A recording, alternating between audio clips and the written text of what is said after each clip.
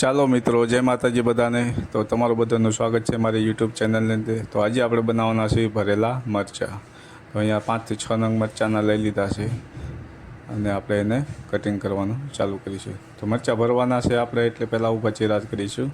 સાફ પાણીથી ધોઈને સાફ કરીને ઊભા ચીરા કરીશું। તો જે નવા મિત્રો હોય મારી ચેનલને સબસ્ક્રાઈબ કરી લેજો, વિડીયોને લાઈક કરજો અને વધુ લોકોને શેર કરજો। બેલ આઇકનને બટન દબાવજો જેથી કરીને સૌથી પહેલાં વિડીયો તમને જોવા મળે। તો તમને રેસીપી કેવી લાગી છે ત્યાં તમારે જરૂર જણાવજો અને વિડીયો પૂરા સુધી જોજો। તો મરચાંને આપણે કટિંગ લગાવી દીધા છે। હવે આપણે મસાલો બનાવીશું। તો સિંગદાણા લઈ લીધા છે, સફેદ તલ લીધા છે, વરિયાળી લીધી છે। આપણે સાવ સાદા અને સિમ્પલ, જો તમારી પાસે જે ઉપલબ્ધ હોય તે કરી શકો।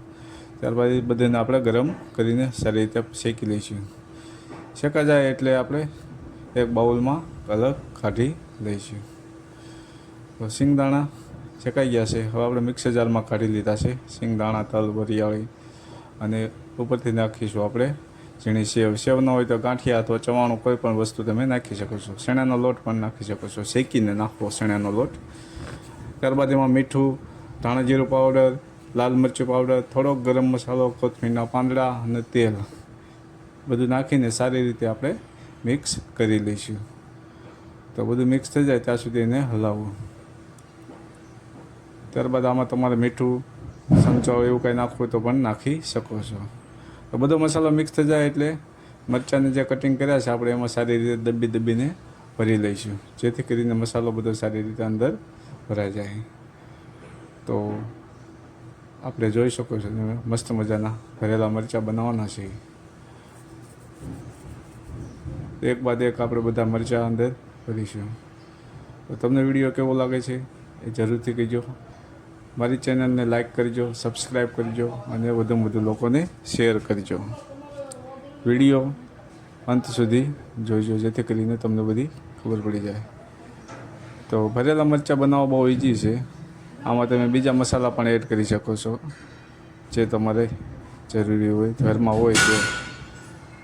તો મરચાં બધા અહીંયા આપણે ભરાઈ ગયા છે, તમે જોઈ શકો છો મસ્ત એવા। તો તીખા મરચાં ખાતા હોય તો તીખા, અને મોળા મરચાં ખાતા હોય તો મોળા મરચાં લઈને આપણે મસાલા ભરી શકીએ। તો ભરેલા મરચાંની રેસીપી બહુ ઇઝી અને સાવ સિમ્પલ હોય છે। તો એક બાદ એક બધા મરચાં અહીંયા ભરાઈ ગયા છે। હવે આપણે એને તળવાની શરૂઆત કરીશું। તો તળવા માટે આપણે એક કઢાઈની અંદર તેલ નાખીશું। તેલ ગરમ થાય એટલે આપણે એમાં ડાયરેક્ટ મરચાં જ અંદર નાખવાના હોય છે। તો એક બાદ એક બધા મરચાં અંદર નાખીશું અને તળવાના ચાલુ કરીશું। તો એક બાજુ તળા જાય એટલે ફેરવીને આપણે બીજી બાજુ તળીશું। તો બંને સાઈડથી સારી રીતે મરચાં તળી લઈશું। તો મરચાં તળાને રેડી થઈ ગયા છે।